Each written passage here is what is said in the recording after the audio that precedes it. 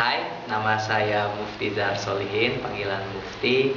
Saya sekarang sudah lulus kuliah dari Fakultas Ilmu Komunikasi, jurusan Ilmu Informasi dan Perpustakaan 2003. Jadi saya kuliah 7 tahun, cukup lama gitu kan, tapi saya meyakini bahwa apapun yang saya lakukan itu yang terbaik, dan Allah memberikan kesempatan untuk saya melakukan yang terbaik. Saya kuliah 7 tahun dan alhamdulillah saya lulus dengan nilai di atas rata-rata, dan itu sebuah berkah yang luar biasa buat saya. Sempat waktu itu saya pengen mendewakan diri, tapi alhamdulillah karena saya merasa yakin bahwa saya bisa lulus, dan orang tua juga alhamdulillah mensupport saya untuk bisa lulus, saya akhirnya lulus. Dan insya Allah apapun yang kita lakukan, apapun yang kita yakinkan, ketika kita yakin itu yang akan terjadi. Apapun yang kita pikirkan, entah positif atau negatif, itu yang terjadi. Tinggal kita bisa milih mau positif atau negatif, atau mau negatif atau mau positif, itu pilihan kita. Dan sekarang saya kegiatan saya adalah saya bisnis. Saya punya lembaga training namanya The Miracle 37, training, coaching, and consulting yang bergerak dalam bidang motivasi, training, coaching, dan konsultasi.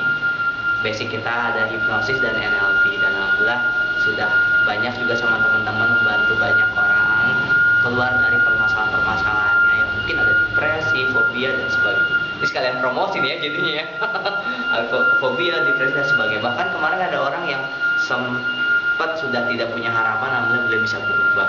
Dan alhamdulillah peserta-peserta training kami gitu kan, sama teman-teman di The Miracle juga, saya merasa bahwa ya Allah terima kasih gitu kan, Allah telah memberikan sebuah hal yang luar biasa buat saya, suatu hal yang dahsyat buat saya, dan itu saya berdayakan, saya manfaatkan semaksimal mungkin untuk kebermanfaatan hidup buat orang banyak. Karena memang sejatinya kita diciptakan oleh Allah itu untuk bermanfaat bagi orang lain, apapun itu, entah dia miskin, entah dia kaya, entah dia punya, entah dia jadi orang kaya dan sebagainya, pasti punya tujuan dan seharusnya punya tujuan bermanfaat bagi orang lain.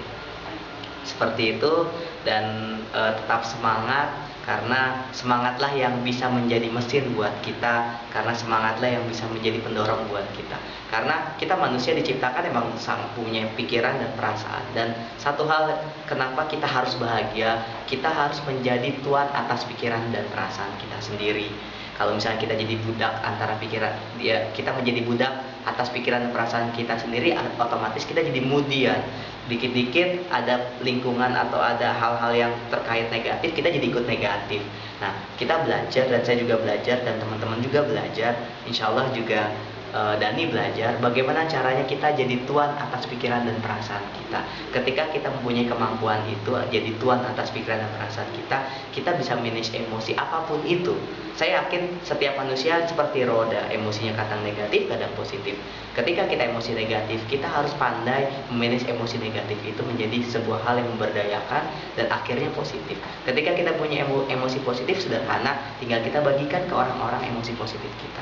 Insya Allah ketika kita melakukan itu dan mengulang-ulang itu, banyak keajaiban-keajaiban dalam hidup ini, dan insya Allah kita bisa memberikan keajaiban buat orang lain.